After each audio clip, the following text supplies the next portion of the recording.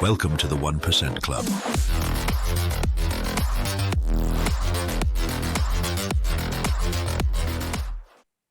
तो रिवर्सल्स हमने डिस्कस कर लिया था। रिवर्सल्स में क्या था, डबल टॉप था। जब भी मार्केट अप ट्रेंड में होगी कुछ ऐसे जाके ऊपर दो टॉप बनाएगी और उसके बाद फिर यहाँ पे से ये जो नेक लाइन है इसका ये ब्रेक होगा। जब नीचे आएगी इसको ब्रेक करेगी, हो सकता है इसको रिटेस्ट करे और उसके बाद यहाँ से मार्केट नीचे आ जाएगी। ट्रिपल टॉप भी ऐसे ही होगा, मार्केट अप ट्रेंड में रहेगी और उसके बाद यहाँ पे ऊपर नहीं जा पाएगी। तो इसके पीछे की सारी साइकोलॉजी मैंने आप लोगों को बता दिया था। तो हमारे जितने भी रिवर्सल पैटर्न हो गए वो सारे हम लोगों ने डिस्कस कर लिए।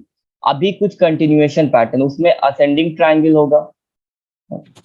ये एक असेंडिंग ट्रायंगल और इसी के साथ आता है descending triangle. Ascending triangle up trend में काम करता है, डिसेंडिंग ट्रायंगल डाउन ट्रेंड में। ये बुलिश फ्लैग बेरिश फ्लैग होगा, उसके बाद बुलिश वेट बेरिश वेट और उसके बाद एक ये सिमेट्रिकल। ये जो सिमेट्रिकल है इसको यहाँ पे ये डाला हुआ है कंटिन्यूएशन में, लेकिन ये बाइलैटरल पैटर्न है। बाइलैटरल पैटर्न वो पैटर्न्स होते हैं जो अप ट्रेंड में भी बनेगा और डाउन ट्रेंड में भी बनेगा। जिधर ब्रेकआउट आएगा वो उधर जाएगा, जिस साइड ब्रेकआउट आएगा वो उधर ही जाएगा। तो अभी मैं आप लोगों को ये बता देता हूँ। पहले हम असेंडिंग ट्रायंगल डिस्कस कर लेते हैं। असेंडिंग ट्रायंगल में क्या होता है, असेंडिंग ट्रायंगल में क्या होगा कि हमारी मार्केट अप ट्रेंड में रहेगी कुछ ऐसे हायर हाइज और हायर लोड बनाते हुए। उसके बाद क्या होगा, एक रेजिस्टेंस एरिया आ जाएगा, वहां पे हमारी उसको ब्रेक नहीं कर पाएगी हमारी मार्केट, कुछ ऐसे चलेगी, कुछ ऐसे चलेगी। लेकिन अगर आप देखेंगे तो इसके ये जो लोज हैं, ये जो इसके लोज हैं ये ऊपर की तरफ शिफ्ट हो रहे हैं, ऊपर की तरफ शिफ्ट हो रहे हैं। और अगर आप यहाँ से एक ट्रेंड लाइन ड्रॉ करते हैं तो ये कुछ ऐसे इसकी एक ट्रेंड लाइन बनेगी और इसका ऊपर एक रेजिस्टेंस जोन बनेगा। रेजिस्टेंस जोन को मैं ये, और इसका यहाँ पे कुछ रेजिस्टेंस जोन एक बनेगा, ये इसका एक रेजिस्टेंस जोन हो गया, ये यहाँ पे। तो आपको ये देखना, जब ये रेजिस्टेंस ब्रेक होगा, ये कंटिन्यूएशन पैटर्न है। कंटिन्यूएशन पैटर्न कौन सा होता है, जो एक ट्रेंड को कंटिन्यू करवाता है। तो ये जो जोन है, इस जोन में मार्केट क्यों आती है, इस जोन में मार्केट इस वजह से आती है कि जो बड़े प्लेयर्स जिन्होंने मिस कर दिया स्टॉक, जैसे ओलेक्ट्रा में भी यही पैटर्न बना था। तो ये जो पैटर्न बना, तो ये पैटर्न क्यों बनता है, जो बड़े प्लेयर्स हैं, जो बड़े प्लेयर्स हैं वो लोग जब कोई एक स्टॉक मिस कर देते हैं तो ये उन लोगों की बाइंग का, ये उन लोगों के बाइंग का एक ये जोन होता है। वो लोग एक दिन में, अगर आपको एक दिन में 10 लाख 5 लाख विप्रो के शेयर बाय करना, तो वो नहीं बाय कर पाएंगे क्योंकि उतने सेलर्स नहीं मिलेंगे। तो वो लोग क्या करते हैं, एक जोन में बाइंग करते हैं। जैसे ये एक पूरा जोन हुआ तो उन लोगों की बाइंग पूरी एक जोन में होती है, ये एक जोन है, इस जोन में उन लोगों की बाइंग होती है। और उन लोगों की बाइंग हो रही है, ये कैसे पता चलेगा, ये तब पता चलेगा जब इसका ब्रेकआउट आ जाएगा या इसके लोज जो है, ये लोज जो ऊपर शिफ्ट हो रहे हैं। ओलेक्ट्रा का देखें, यहाँ पे ये लो, उसके ऊपर ये लो, उसके ऊपर ये लो, तो लोज जो है ऊपर की तरफ शिफ्ट हो रहे हैं। तो इस वजह से ये पैटर्न, इस पैटर्न के बाद काफी अच्छा ब्रेकआउट आता है।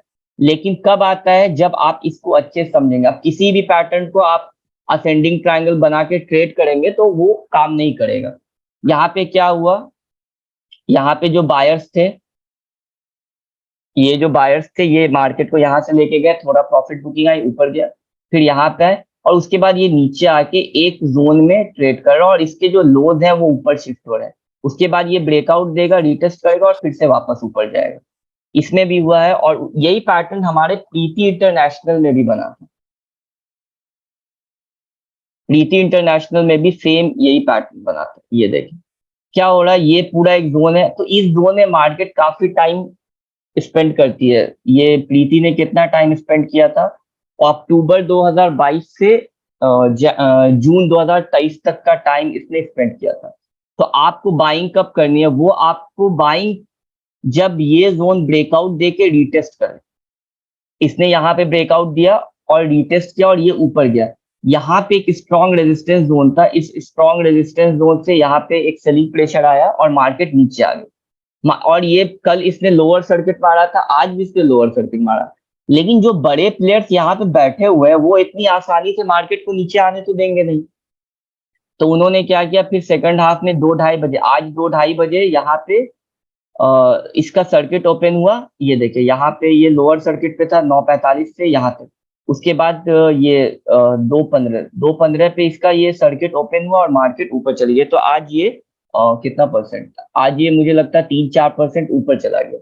मतलब आज इसने जो है 10% के आसपास की रैली दी, क्योंकि 5% निगेटिव था। 5% निगेटिव से इतना ऊपर गया तो यहाँ तक गया था 10%, अभी ये 6-7% पे इसने क्लोजिंग दी है।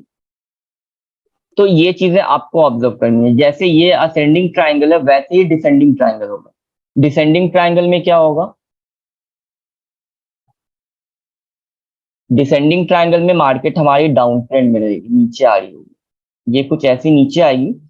और उसके बाद क्या होगा, ये जो इसका रेजिस्टेंस है, यहाँ पे एक रेजिस्टेंस बनेगा और उसके बाद क्या होगा, प्राइस जो है नीचे आने लगेगी, सपोर्ट जो है वहीं पे रहेंगे और इसके जो रेजिस्टेंस है ये नीचे आने लगेंगे।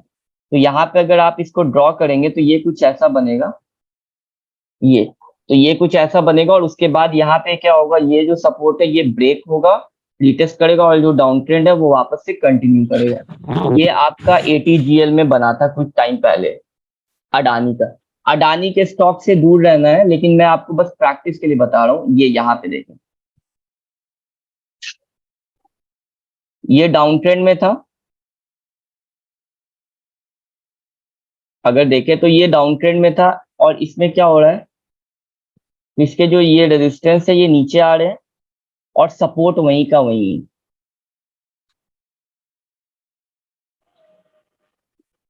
ये इसका सपोर्ट है,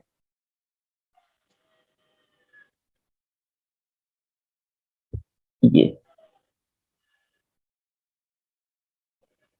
ये इसका सपोर्ट है। तो सपोर्ट जो है यहीं पे है और रेजिस्टेंस नीचे शिफ्ट हो रहा है। तो इसका मतलब आपको समझना है, सपोर्ट पे कौन रहते हैं, बायर्स रहते हैं, रेजिस्टेंस पे सेलर्स रहते हैं। बायर्स मार्केट को ऊपर लेके जाते हैं, सेलर्स मार्केट को नीचे लेके आ रहे हैं। तो यहाँ पे क्या हो रहा है कि जो बायर्स है, बायर्स यहाँ से मार्केट को ऊपर लेके गए, उसके बाद फिर से सेलर्स ने नीचे लेता है मार्केट को। इसके बाद जो बायर्स ऊपर लेके गए तो सेलर्स ने इस जोन से भी पहले सेलिंग कर दी, तो मार्केट नीचे आ गई। उसके बाद यहाँ पे फिर से सेलर्स ने नीचे कर दिया और वापस से एक सपोर्ट पे है। उसके बाद क्या हुआ, ये सपोर्ट ब्रेक हुआ, इसको रिटेस्ट किया और ये अब ये यहाँ पे कुछ ऐसे डाउन ट्रेंड में आ गया। तो ये चीजें होती है। और कोई भी सपोर्ट या रेजिस्टेंस 3-4 टाइम, जी रिकॉर्डिंग शेयर हो जाएंगी, कोई भी सपोर्ट या रेजिस्टेंस, सपोर्ट का जोन हो या रेजिस्टेंस का जोन, ये चीजें आप जब ऑब्जर्व करेंगे तो ज्यादा अच्छे समझ में आएगी। लेकिन मेरा काम है बताना, तो मैं आप लोगों को बता देता हूँ। ये हमारा एक रेजिस्टेंस का जोन है, ये हमारा एक सपोर्ट का जोन है, ठीक है।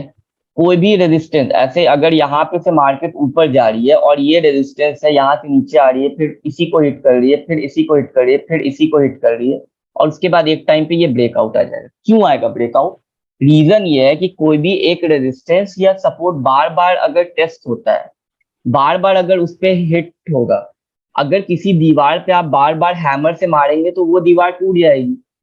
तो वैसे ही आपको समझना, कोई भी रेजिस्टेंस या सपोर्ट बार बार वहां पे प्राइस जाएगी तो चांसेस ज्यादा होते हैं, 70 to 80%, 90% चांसेस ये रहते हैं कि वो रेजिस्टेंस ब्रेक हो जाएगा इजीली।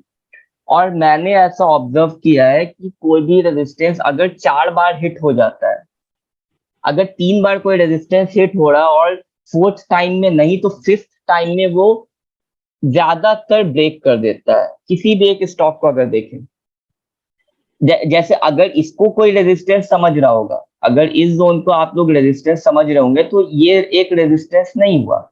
रीजन ये है कि रेजिस्टेंस तो ये है, ये हमारा एक रेजिस्टेंस तो है, लेकिन कैसा रेजिस्टेंस है, ये एक ट्रेंड लाइन का रेजिस्टेंस है, ये हमारा एक ट्रेंड लाइन का रेजिस्टेंस है।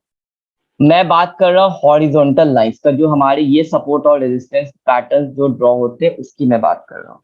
तो अगर आप देखें तो यहाँ पे क्या एक बार इसने हिट किया, उसके बाद इस रेजिस्टेंस के नीचे ही आ गए प्राइस, लेकिन सपोर्ट को कितनी बार इसने हिट किया, सपोर्ट को 1 बार, 2 बार, 3 बार, यहाँ पे थोड़ा ऊपर गया, फोर्थ टाइम में इसने ब्रेक कर दिया। किसी भी एक पर्टिकुलर स्टॉक को अगर देखें, ये हो गया, जैसे ट्राही को देखें, जैसे यहाँ पे देखें, ये कोई इलेक्ट्रा ग्रीन टेक, ये तो इसने देखिए कितनी बार अपने रेजिस्टेंस को हिट किया, 1 बार, 2 बार, 3 बार, 4 बार, 5th टाइम में ब्रेक कर दिया। तो ये चीजें आपको ऑब्जर्व करनी होगी किसी भी एक स्टॉक को देखना, कोई भी रेजिस्टेंस बार बार हिट होगा तो वो ब्रेक होगा, या तो बार बार हिट होगा या तो वहां पे प्राइस जाके कंसोलिडेशन करेगी, यहाँ पे आ गया और अब प्राइस यहीं पे है, यहीं पे सस्टेन कर रही, यहीं पे सस्टेन कर रही। तो रीजन क्या है कि यहाँ पे से तो सेलर सेलिंग कर ही रहे होंगे, ये तो रेजिस्टेंस पे सेलर्स रहते हैं, सेलर्स सेलिंग कर ही रहे होंगे, लेकिन बायर्स में इतना पोटेंशियल है कि यहाँ पे से बायर्स प्राइस को नीचे जाने नहीं दे रहे हैं। तो 80 to 90% चांसेस ये है कि वो 80 to 90% चांसेस ये है कि वो जोन ब्रेक हो जाए, जैसे रेजिस्टेंस में होगा वैसे ही सपोर्ट में भी होगा। सपोर्ट जोन पे अगर कोई प्राइस आके बार बार हिट कर रही है, अगर यहाँ पे सपोर्ट है, यहाँ से ऊपर गई, फिर से हिट कर रही है, फिर से हिट कर रही है, तो एक टाइम पे ये ब्रेक हो जाएगा। तो 1 बार, 2 बार, 3 बार, 4 बार, 5th टाइम में ब्रेक होगी और यहाँ पे आके कंसोलिडेशन करिए, प्राइस यहीं पे है, तो भी चांसेस है कि ये ब्रेक हो जाए। ज्यादातर ये होता है, लेकिन कभी कभी क्या होता है कि ये चीजें नहीं होती है, क्योंकि हमारा जो स्टॉक मार्केट है वो प्रोबेबिलिटी का गेम है, यहाँ पे प्रोबेबिलिटी होती है और आप हमेशा सही नहीं होंगे। कोई भी ट्रेडर ये नहीं बोल सकता है कि मैं हमेशा सही होऊंगा, लेकिन वो पैसे कैसे बनाएगा, वो पैसे बनाएगा रिस्क मैनेजमेंट से, रिस्क मैनेजमेंट से ही वो पैसे बनाएगा। ये देखिए इसने डिलीवरी ने क्या किया है, ये एक ट्रेंड लाइन को यहाँ से रिस्पेक्ट दे रहा था कुछ ऐसे, और इसके लो ये अभी अपना ये जो इसका एक रेजिस्टेंस है उसको इसने ब्रेक कर दिया, ये वीकली पे इसने इसको ब्रेक कर दिया। तो ये कुछ असेंडिंग ट्रायंगल टाइप का ही पैटर्न, लेकिन ये मैं बहुत अच्छा पैटर्न वीकली टाइम फ्रेम के हिसाब से इसको नहीं मानूंगा। रीजन ये है कि वीकली पे इसने रेजिस्टेंस को बार बार हिट नहीं किया, लेकिन अगर आप डेली पे देखें, डेली पे क्या हुआ, ये बार बार रेजिस्टेंस को हिट नहीं कर रहा था, लेकिन यहाँ पे अगर आप देखें तो कंसोलिडेशन कर रहा था इस जोन पे, यहां से यहां तक इसने पूरा कंसोलिडेट किया है, कंसोलिडेशन के बाद ब्रेक कर देगा। और एक बात और, कोई भी एक रेजिस्टेंस का जोन जैसे ही ब्रेक होता है तो वैसे ही इंटर नहीं कर जाना होता है। क्यों नहीं करना होता, हो सकता हो कल को एक रेड कैंडल बन जाए, प्राइस सीधा यहाँ आ जाए, ये चीजें भी होती है। इस पे या तो मिनिमम 2 कैंडल्स की क्लोजिंग चाहिए आपको, 2 अच्छे ग्रीन कैंडल्स की, या तो प्राइस रीटेस्ट करे, ऊपर जाके रीटेस्ट करे। सबसे अच्छी एंट्री रीटेस्ट पे होती है। रीटेस्ट पे कभी कभी आपको ट्रेड नहीं मिलेंगे, लेकिन रीटेस्ट के ट्रेड 90% सक्सेसफुल होते हैं। रीटेस्ट पे जो ट्रेड लोग लेते हैं 90% सक्सेसफुल होते हैं, और यहाँ पे 60-40 वाला मामला रहता है। 60% मतलब सक्सेसफुल ब्रेकआउट का, 40% फेलियर का है, और वहां पे 90% सक्सेसफुल का है और 10% फेलियर का। तो ज्यादा अच्छा तो रीटेस्ट है, तो कोशिश किया करें कि रीटेस्ट पे बाइंग करें, वो ज्यादा अच्छा रहेगा आप लोगों के लिए। और यहाँ पे आज एक कैंडल है, उसके बाद एक कैंडल और अगर बनती है, यहाँ पे एक और कैंडल बन जाती है कुछ अच्छी बुलिश मारी बूदो टाइप, तो आपकी ज्यादा अच्छी एंट्री बनेगी। यहाँ पे बन जाती है तो उसके बाद क्या करना, आपको थोड़ा सा वेट कर लेना, अगर थोड़ा सा वो मौका देता है नीचे आके तो आपको बैठ आना उस पे। यहाँ पे कहीं पे आके मौका देता तो उसमें फिर बैठ आना, राइड करना, फिर जितना ऊपर जाए। मौका नहीं देता तो बहुत सारे स्टॉक्स हैं, ये नहीं सोचना कि ये मिस हो गया। अगर आप इस काम को सीख लेंगे अच्छे से तो आपको ऐसे बहुत सारे स्टॉक्स मिलेंगे। ये जो स्टॉक्स है डिनोरा वगैरह, आप लोगों ने, बहुत से लोगों ने इसके नाम नहीं सुने होंगे। नाम इसलिए नहीं सुने होंगे क्योंकि जिस स्टॉक में बहुत ज्यादा पोटेंशियल रहता है वो रिटेल इन्वेस्टर्स से छुपे रहते हैं। रिटेल इन्वेस्टर्स के बीच वैसे स्टॉक्स आते हैं जो प्रमोटर्स को अपनी होल्डिंग बेचनी होती है, या ऑपरेटर गेम होता है। जैसे आपको ट्विटर पे कोई स्टॉक मिले, या फिर आपको किसी टेलीग्राम पे स्टॉक मिले। बहुत सारे ऐसे टेलीग्राम के चैनल होते हैं जो चलाए जाते हैं। बहुत बड़ा स्कैम होता है यहाँ पे, आपको बच के रहना है। इसको सिर्फ ये नहीं समझे कि मैं चार्ट समझ गया हूं तो मैं सब कुछ समझ गया हूँ, वैसा नहीं है। यहाँ पे आपको समझना है कि कोई स्टॉक मैं बाय कर रहा हूँ तो क्यों मैं बाय कर रहा हूँ, और इसमें मेरा एसएल, और हमेशा प्रॉफिट को कैलकुलेट नहीं करना, आपको लॉस को कैलकुलेट करके चलना है। प्रॉफिट मार्केट को जो देना होगा वो दे देगी, लेकिन लॉस आपको खुद से लेके निकल जाना है। आपको ये देखना है कि सबसे पहले आपको जिस टाइम फ्रेम पे आप काम कर रहे हैं या तो उस टाइम फ्रेम पे आना है, या फिर आपको सबसे पहले मंथली टाइम फ्रेम पे चले जाना है। मंथ पे आपको दिख रहा है कि ये एक स्ट्रॉन्ग रेजिस्टेंस जोन था यहाँ पे। अगर आप अभी क्या होता है कि मल्टीपल टाइम फ्रेम एनालिसिस मैं आप लोगों को इसलिए करने के बोलता हूँ, रीजन ये है कि आप लोग क्या होगा कि अभी अगर आप लोग डे पे सिर्फ देखेंगे ना, तो नए लोग क्या करते हैं, डे पे ये चार्ट है मैंने ये देख लिया, हाँ ठीक है, ये डे का रेजिस्टेंस, ये रेजिस्टेंस है डे टाइम पे, तो आपका ये रेजिस्टेंस रहेगा। और हम लोग क्या करते हैं, हम लोग बिल्कुल पीछे से देखते हैं, 2008 का भी रेजिस्टेंस होगा तो वो भी देखेंगे। तो उससे क्या होता है कि हम लोगों के जो ट्रेड्स होते हैं, हम लोगों को पता है कि यहाँ पे मंथली टाइम फ्रेम का रेजिस्टेंस है, तो हम लोगों को अगर प्रॉफिट बुक भी करना होगा, तो ये अगर 700 से यहाँ पे जाता है, 900 के आसपास एक रेजिस्टेंस है, तो यहाँ पे अगर प्रॉफिट हमारा 10% 20% जो भी है उससे नहीं, हमारी पोजीशन यहाँ पे रहेगी और यहाँ पे मुझे ऐसा लगेगा कि मार्केट पलट सकती है तो हम एग्जिट कर जाएंगे। लेकिन नए लोग से नहीं होता है, तो आपको क्या करना है, आपको सबसे पहले आ जाना बड़े टाइम फ्रेम। जितने बड़े टाइम फ्रेम पे आप रहेंगे, नॉइज उतनी कम होगी, फालतू चीजें आपको उतनी कम दिखेगी। ये बड़े टाइम फ्रेम का एक रेजिस्टेंस है, तो इसको आपने ड्रॉ कर लिया। ड्रॉ करने के बाद ये आपने इसको कुछ ऐसे ड्रॉ कर लिया। ड्रॉ करने के बाद क्या करना होगा आपको, यहाँ पे आप टेक्स्ट भी डाल सकते हैं मंथली रेजिस्टेंस, या फिर इसका कलर आप चेंज कर दें, इसका आप ग्रीन कलर कर दें, ठीक है। ये आपको पता, अब ये जो ग्रीन वाली है ये मंथली टाइम फ्रेम की रेजिस्टेंस है। फिर आपको वीकली पे आ जाना है। वीकली पे आने के बाद आपको देखना ये एक रेजिस्टेंस है वीकली की, वीकली टाइम फ्रेम पे ये एक रेजिस्टेंस है, इसको आपको ड्रॉ कर लेना है। ये आपने ड्रॉ कर लिया वीकली पे, इसका कलर आपको चेंज कर लेना, इसका कोई और कलर कर देना, इसका मैं व्हाइट कर देता हूँ, ठीक है। तो ये आपको पता है कि व्हाइट वाली जो लाइन है ये वीकली की है। अब आपको डे टाइम फ्रेम पे आना है। अब डे और वीक के जो रेजिस्टेंस होते हैं वो बिल्कुल सिमिलर ही आपको लगते हैं। तो डे पे ये रेजिस्टेंस है, तो अब यहाँ पे मार्केट चल रही है, तो आपको पता है ये वीकली का रेजिस्टेंस है, ये मंथली का रेजिस्टेंस है। अब आपको अपने रिस्क रिवॉर्ड रेशियो से देख लेना है कि अगर यहाँ पे बाय करते हैं तो ऐसा रिस्क रिवॉर्ड है कि मैं यहाँ पे बाय करूंगा तो मुनाफे में रहूंगा या लॉस पे रहूंगा। तो आपको रिस्क रिवॉर्ड देख लेना, ये आपका एसएल है। ये सब अगर नहीं भी लगाए तो आप, सिंपल सा लॉजिक है, रिस्क रिवॉर्ड का क्या है मैं आपको बता देता हूँ।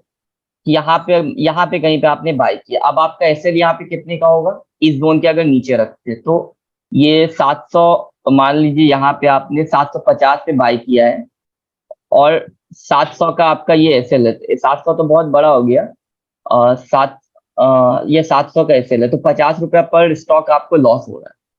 अब आपका टारगेट मिनिमम कितना होना चाहिए, 100 रुपए पर शेयर आपको फायदा होना चाहिए। तो यहाँ से आपको देखना है कि 700 पे हमारी एंट्री है, 750 पे, तो यहाँ पे 850 का लेवल अगर मिल रहा है यहाँ पे, हाँ तो यहाँ पे आपको मिल रहा है, तो यहाँ पे कितना है आपको 850 का लेवल मिल जा रहा है, तो 1:2 से थोड़ा ज्यादा हो रहा है ये, तो 1:2 का आपका रिस्क रिवॉर्ड रेशियो हो गया।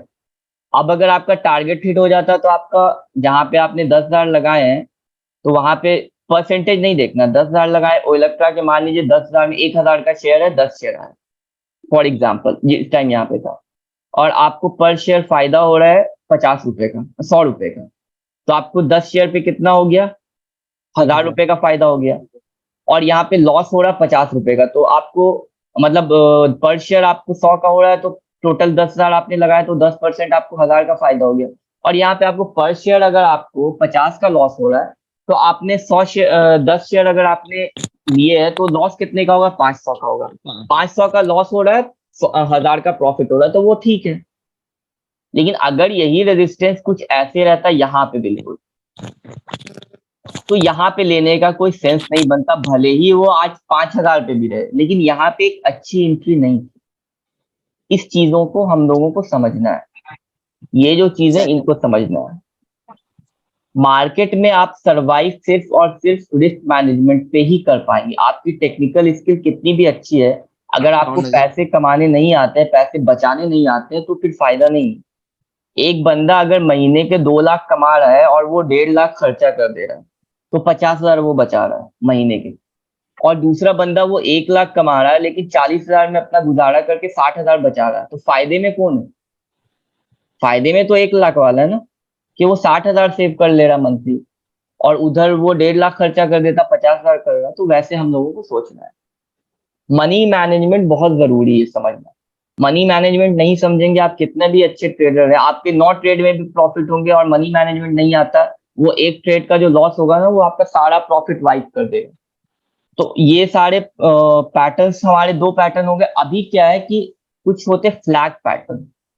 फ्लैग पैटर्न क्या होता है मैं आपको बता दूं, मार्केट हमारी अप ट्रेंड में, ये सारे कंटिन्यूएशन पैटर्न है, तो ये कुछ ऐसे ही बनेंगे। अप ट्रेंड में हमारी मार्केट ये कुछ ऐसे जा रही है, हायर हाइज और हायर लोज बनाते हुए जा रही है, और उसके बाद क्या होगा, ये यहाँ पे आके थोड़ा थोड़ा नीचे आएगी ऐसे। तो यहां से अगर आप एक ट्रेंड लाइन ड्रॉ करेंगे तो ये कुछ ऐसी ट्रेंड लाइन बनेगी। तो अगर देखें, और ये इसका पोल हो गया, फ्लैग का ये एक पोल है, ये इसका पोल है। तो इसका क्या मतलब हुआ, यहां से मार्केट ऊपर गई और उसके बाद ये थोड़ा नीचे आ रही है, तो ये एक जोन में है। और ये जो जोन है, इस जोन को जब ये ब्रेक करेगी तो ये वापस से कंटिन्यू हो जाएगा ये ट्रेंड। हम किसी स्टॉक पे देखेंगे तो ज्यादा अच्छे समझ में आएगा। इसका क्या मतलब हुआ, इसका मतलब ये हुआ कि यहां से तो मार्केट नीचे आ रही है, यहाँ पे वही स्ट्रेंथ और वीकनेस वाला गेम है, यहाँ पे वही स्ट्रेंथ और वीकनेस वाला गेम है। अगर ओलेक्ट्रा में यहाँ पे देखे तो फ्लैग पैटर्न भी बना, यहाँ से ये एक ट्रेंड लाइन में बना दूं, ये इसका पोल हो गया, ठीक है। और ये इसका, ये देखिए कुछ ऐसे इसका ये एक, ये हो गया, इसको नीचे कर दूं। तो ये एक पोल है और ये एक फ्लैग की तरह दिख रहा है। तो यहाँ पे क्या हुआ, इतना ऊपर गई मार्केट, उसके बाद नीचे आई, और उसके बाद वापस से ये कंटिन्यू कर। तो ये जो पैटर्न है इसको फ्लैग एंड पोल पैटर्न भी कहते हैं। और देखिए होता क्या है कि एक चार्ट को लोगों को देखने का डिफरेंट डिफरेंट अप्रोच होता है। एक चार्ट पे 10 लोगों का 10 तरह के भी नजरिए हो सकते हैं। 10 लोग एक चार्ट देख रहे हैं, किसी के लिए ये फ्लैग एंड पोल है, ठीक है, किसी के लिए ये फ्लैग एंड पोल है। अब किसी के लिए कुछ नहीं, ये सिंपल है, ये क्या है, यहाँ पे से अप ट्रेंड आया है, मैं फिबोनाची लेवल लगा दूंगा, ये मैंने फिबोनाची लगा दिया, 38% का ये सपोर्ट है, किसी के लिए ये है, कोई फिबोनाची पे ट्रेड कर रहा है, और किसी के लिए मूविंग एवरेज का कोई सपोर्ट होगा। हाँ, 10 EMA का यहाँ पे सपोर्ट है, किसी के लिए ये सपोर्ट है, किसी के लिए वीवैप होगा कि वीवैप को ब्रेक करेगा। तो लोगों का देखने का अलग अलग नजरिया होता है। लेकिन मैं जो आपको चीजें बता रहा हूँ अभी, ये पैटर्न्स आपके कंप्लीट हो जाएंगे तो फिर उसके बाद मैं आपको इंडिकेटर्स बताऊंगा। रीजन ये है कि अगर मैं आपको पहले इंडिकेटर्स बता दूंगा तो आप लोग क्या करेंगे, वो इंडिकेटर्स समझना बहुत आसान होता है।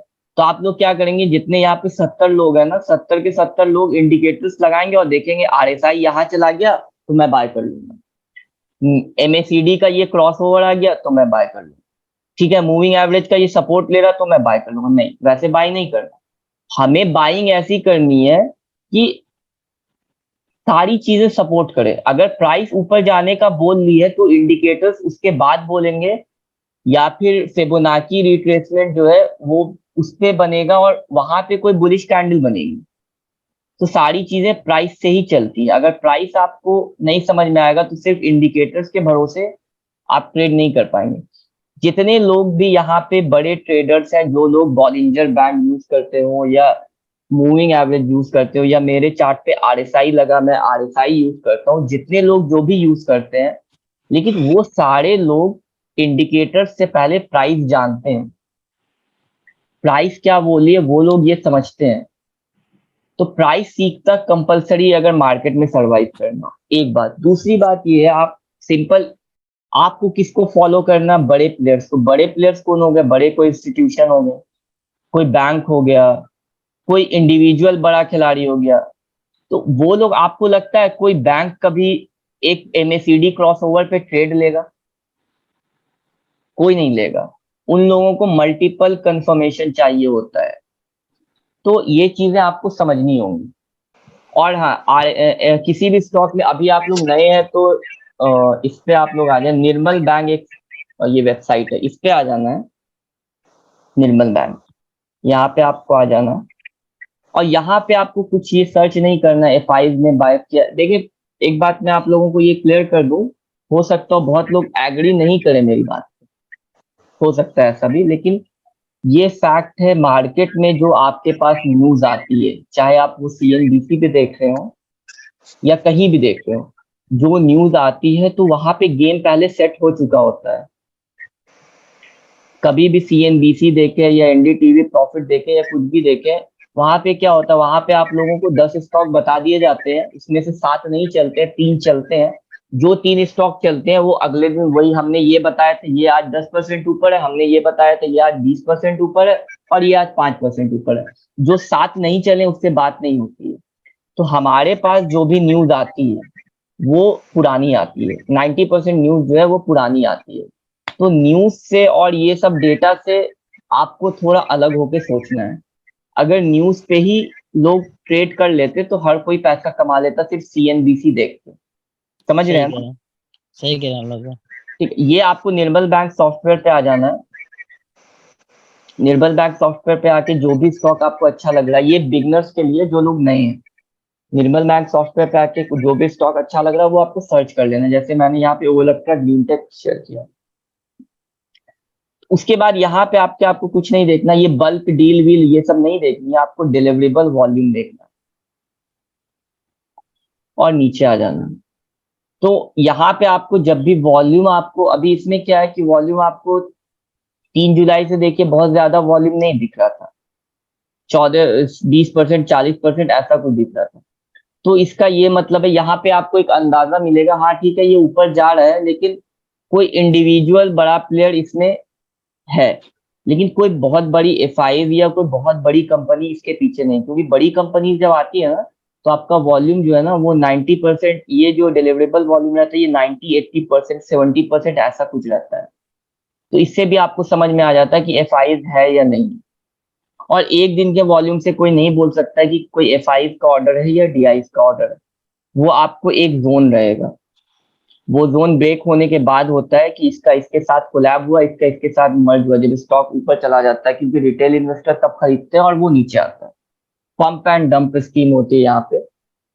कोई भी प्रमोटर अगर उसको कोई स्टेक बेचना हुआ तो वो ऑपरेटर को पहले बोल देगा कि यहाँ पे इतने अमाउंट ले लो मुझसे, ये मेरे स्टॉक खरीदो और इसको पहले 50-100% ऊपर लेके जाओ।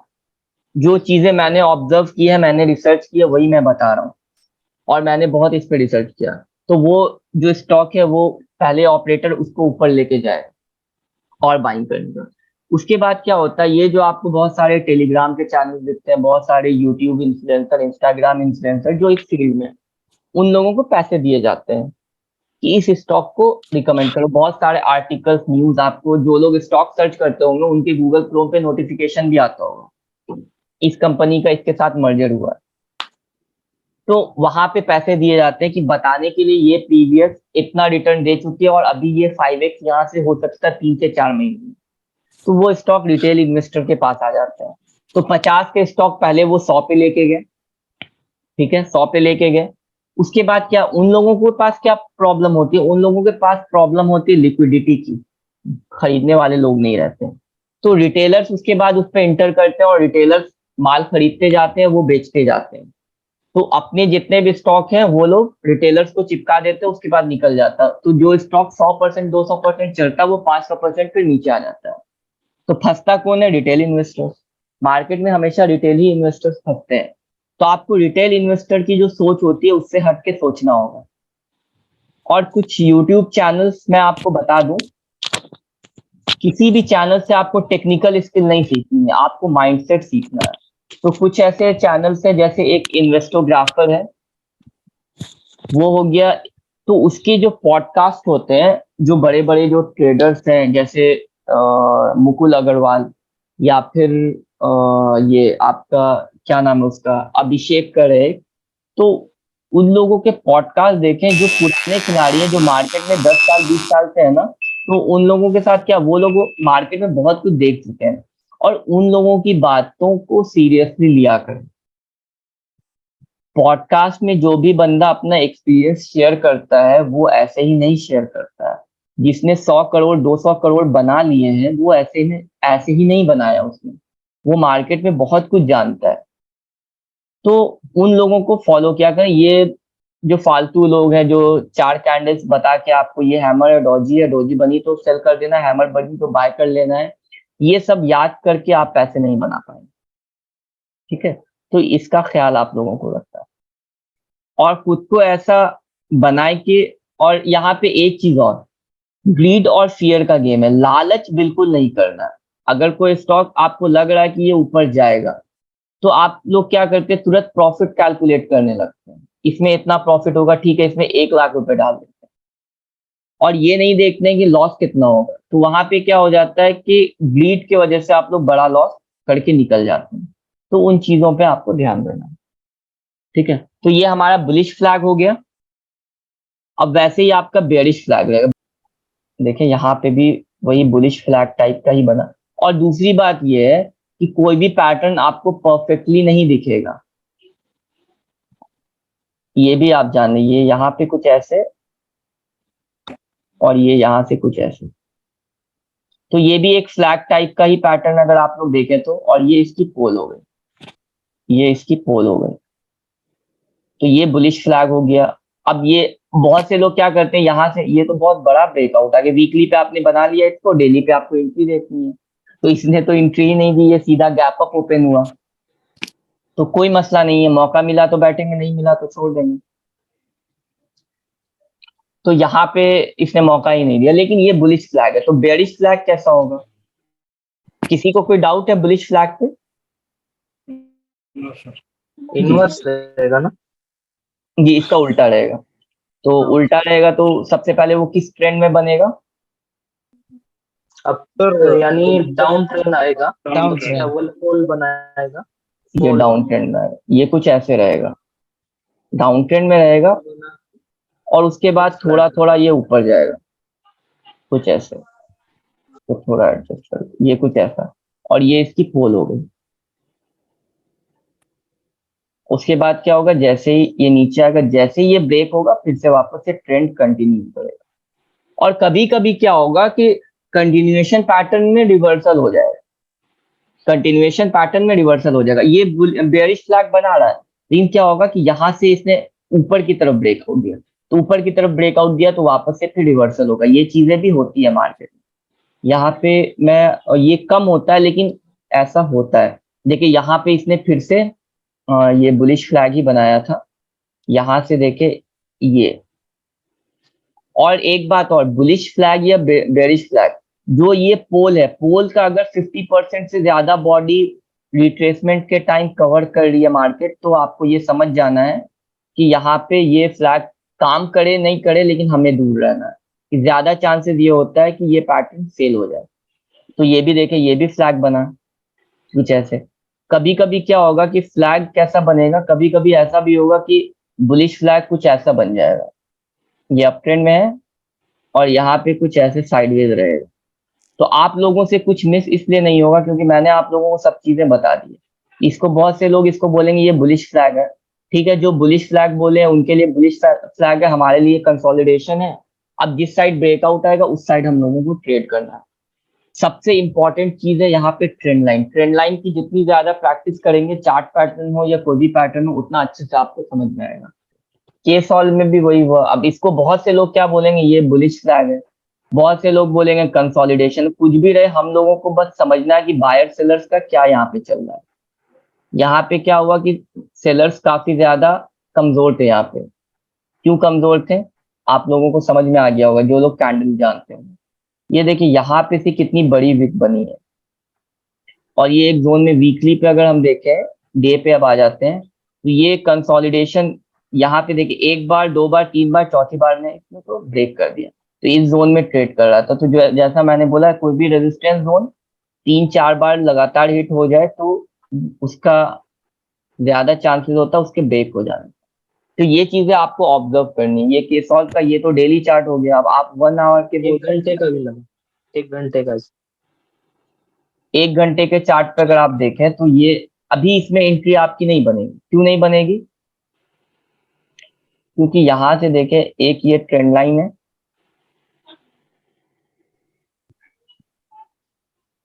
लेटेस्ट ये ट्रेंड लाइन कुछ ऐसी बनी है, और यहाँ पे ये देखिए 1 घंटे के टाइम फ्रेम पे आप देख रहे हैं, तो इस पे क्या होगा, आपके ट्रैप होने की एक बात, और जितना छोटा टाइम फ्रेम होता है ना, एसएल हिट होने के चांसेस उतने ज्यादा होते हैं। रीजन ये है कि जो लोग यहाँ पे 1 घंटे पे ट्रेड कर रहे हैं, जो लोग 1 वीक पे ट्रेड कर रहे हैं, तो यहाँ पे फॉल्स ब्रेकआउट जैसी चीजें बहुत कम होगी, लेकिन 1 घंटे पे काफी ज्यादा होगी। और उससे भी ज्यादा कितने पे होगी, 45 मिनट पे। उससे भी ज्यादा कितने पे होगी, 15 मिनट पे। उससे भी ज्यादा कितने पे होगी, 5 मिनट पे। और उससे भी ज्यादा कितने पे होगी, 1 मिनट पे। ठीक है, तो ये चीजें समझ लीजिए, जितना छोटा टाइम फ्रेम, आपको उस पे काम करने के लिए प्रैक्टिस और नॉलेज उतनी ज्यादा चाहिए। ठीक है, 1 घंटे पे आपको वो बहुत अच्छा दिख रहा है, लेकिन ये एक मुझे यहाँ पे कुछ केस ऑफ में डे टाइम फ्रेम पे कुछ वैसा नहीं दिख रहा है। वीकली पे दिख रहा है, नहीं वीकली पे यहाँ पे दिखा था, वीकली पे यहाँ पे दिखा था, ये भी है, लेकिन यहाँ से रिजेक्शन आई है। कैंडल्स काफी अच्छी है, वीकली के हिसाब से देखे तो ये यहाँ पे इसने इस रेंज को ब्रेकआउट किया था। अब यहाँ पे डे पे हमको आके देखना है, डे पे क्या हुआ, ब्रेकआउट के बाद ये नीचे है। अब यहाँ पे रिटेस्ट करता है या फिर कोई यहाँ पे बुलिश पैटर्न बनाता है, तो हम मान सकते हैं कि हाँ यहाँ पे से जाएगा। यहाँ पे हमें कोई बुलिश कैंडल्स चाहिए। यहाँ से अगर हम फिबोनाची लगा दें, तो यहाँ पे क्या फिबोनाची का 61 का सपोर्ट है, लेकिन मैं ट्रेड कब लूंगा, जब यहाँ पे कोई अच्छी बुलिश कैंडल दिखेगी तब।